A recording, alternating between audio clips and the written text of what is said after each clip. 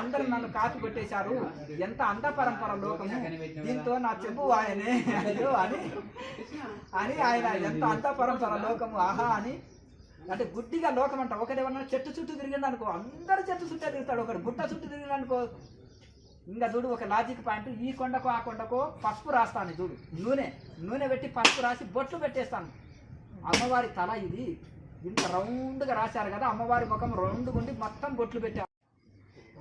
డౌన్లోకి వెళ్ళిపోతుంది, కిందికి వెళ్ళేది. ఆక్సిజన్ ఎక్కడ వెళ్తుంది? పైకి వెళ్తుంది. ఆక్సిజన్ గుణము తేలిక ఉంటుంది. ఆక్సిజన్, కార్బన్ డైఆక్సైడ్ బరువు ఉంటుంది. బరువు పదార్థము కిందికే పడుతుంది ఎప్పుడే కానీ, తేలిక పదార్థము పైకి వస్తుంది. అందుకని ఆక్సిజన్ తేలిక ఉంటుంది, పైకి వస్తుంది. కార్బన్ డైఆక్సైడ్ బరువు ఉంటుంది కాబట్టి కిందికి వస్తుంది. కార్బన్ డైఆక్సైడ్ చేరుకుంటుంది, ఆక్సిజన్ అందులో తక్కువ ఉంటుంది. ఆక్సిజన్ లెవెల్స్ తక్కువ ఉంటాయి. అలాగే అందులో ఊపిరి ఆడదు, కొంచెం కష్టంగా ఉంటుంది. పైన ఇప్పుడు నేను అన్నాను, కింద పైన నాట్యం నేర్చుకున్నవాడు గోడ మీద కూడా నాట్యం చేయగలుగుతాడు. మొదలే గోడ మీద నాట్యం చేయకూడదు. అలాగే కింద ప్రాణంలో పట్టు సాధించి ప్రాణాయామంలో సమాధిలో ఉండడానికి యోగి లోమటం శ్రేష్టం. ఎవరు డిస్టర్బెన్స్ చేయరు, శబ్దాలు ఉండవు, ఎవరు కదిలించలేరు లోపల పోయితే. అప్పుడు ఆ యోగికి శ్వాస, గుండె, నాడి స్పందన ఉండదు. ఇంకా ఈ బయటి శ్వాసతో అక్కర్లేదు కాబట్టి లోమటంలో కరెక్ట్ సమాధిలో ఉండేవాళ్ళు. కొద్దిగా సాధనలో పట్టు సాధించిన వాళ్ళు కూడా లోమటం ఓకే. వాళ్ళు ఆక్సిజన్ లేకున్నా శరీరం బ్యాలెన్స్ చేసుకుంటుంది వాళ్ళకి. ఇవన్నీ ఎండ, వాన, చలి, ఎక్కువ తక్కువ అయినా ఆకలి, దప్పిని అన్నిటినీ కంట్రోల్ చేసే కెపాసిటీ వస్తుంది. యోగంలో కొంత పర్ఫెక్ట్ అయినాక లోమటం కరెక్ట్. నేను చెప్తే నాకు 1,00,000 అయిపోతాయి, అర్థమైంది కదా. 1,00,000 లోమటాలు కట్టిపడేస్తారు అంతా చేసి. అర్థమైంది కదండి. అది నాకు ఫామ్ హౌస్ ఉందంటే ఆడొకటి కట్టుకోవచ్చా గురువు గారు? ఎట్లా మీరు వచ్చి కొలతలు పెట్టండి, భూమి పూజ చేయండి, ప్రారంభించండి. ఏ కొలతలతోటి చేయాలి? కానీ ఏ కొలతలతోటి లోమటం కట్టుకోవాలి? మరి దానికి ఎవరైనా కట్టుకున్నారా పూర్వం? ఓ జీవబ్రహ్మైక్య రాజయోగం గడికోట సచ్చిదానంద యోగీశ్వరులు కట్టుకున్నారు.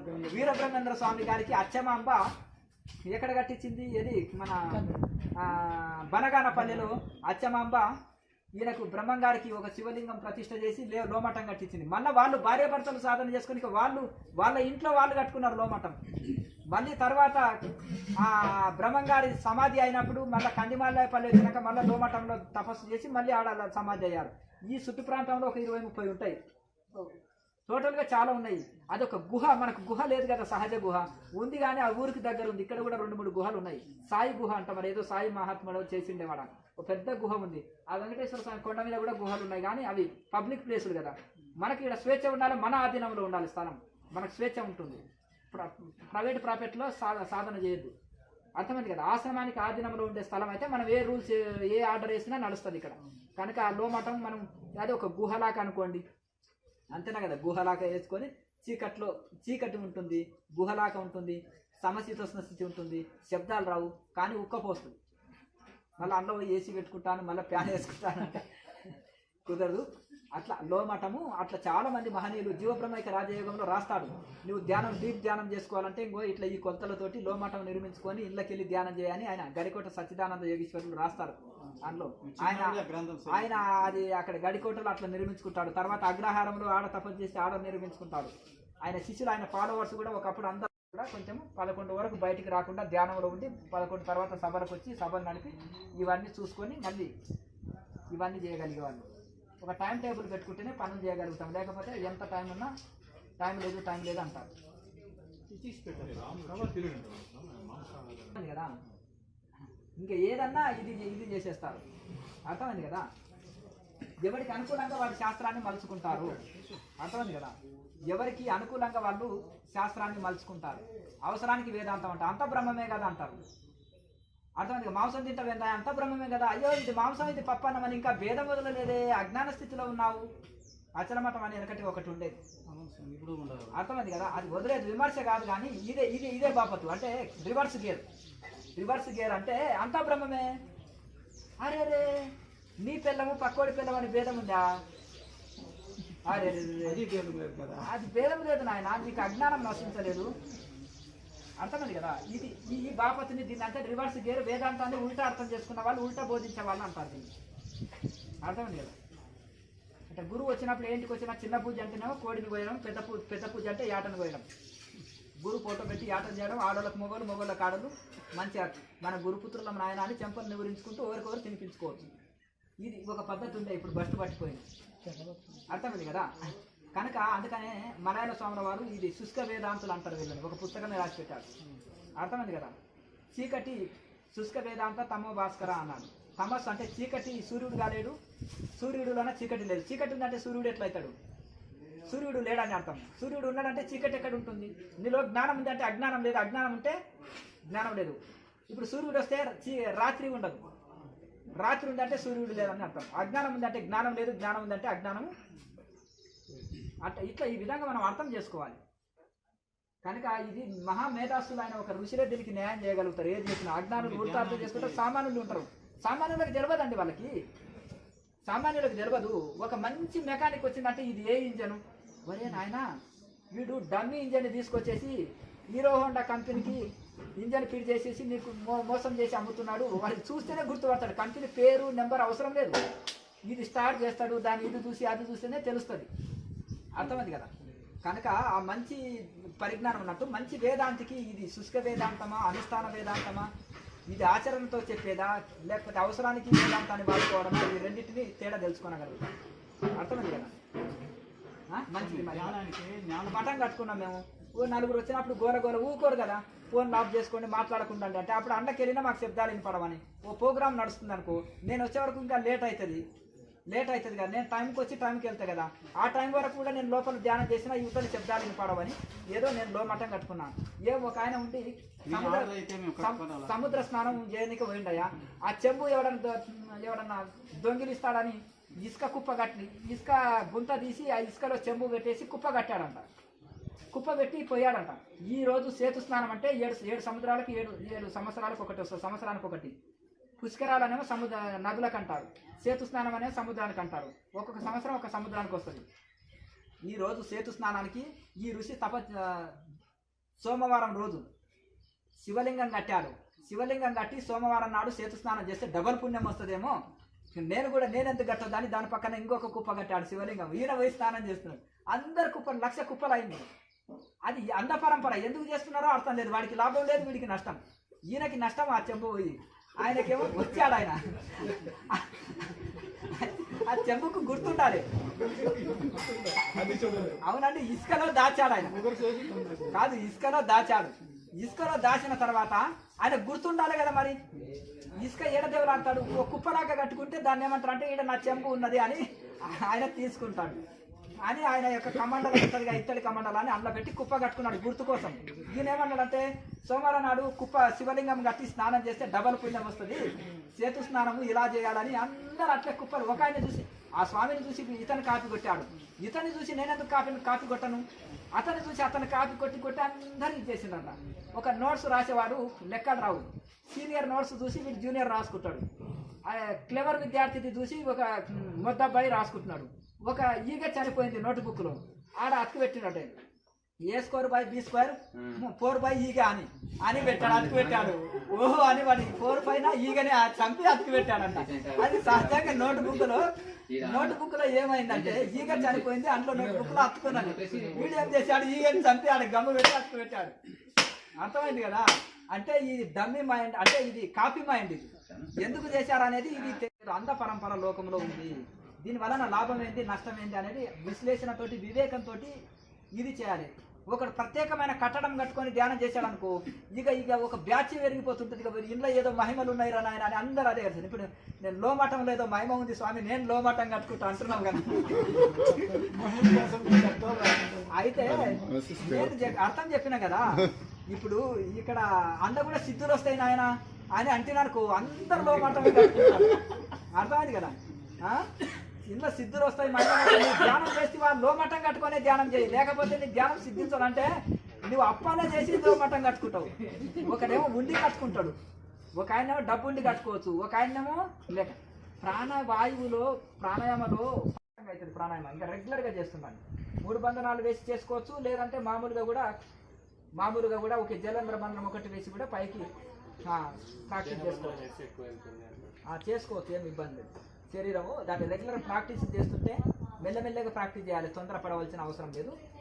దీన్ని మీరు కూడా నాలుకను ఏం చేయాలంటే నానా రకాల ఎక్సర్సైజ్ ఉండాలి. నాలుక ద్వారా ముక్కును అందుకోవడానికి ప్రయత్నం చేయాలి. నీకు ముక్కు అందుతుందా? ముక్కు అందదు చూసారా? మరి ఈయనకు ముక్కు అంది వస్తలేదు, ఈయనకేమో ముక్కు అందకుండా వస్తుంది. అంటే దీనివల్ల నాకు రహస్యం చెప్పండి.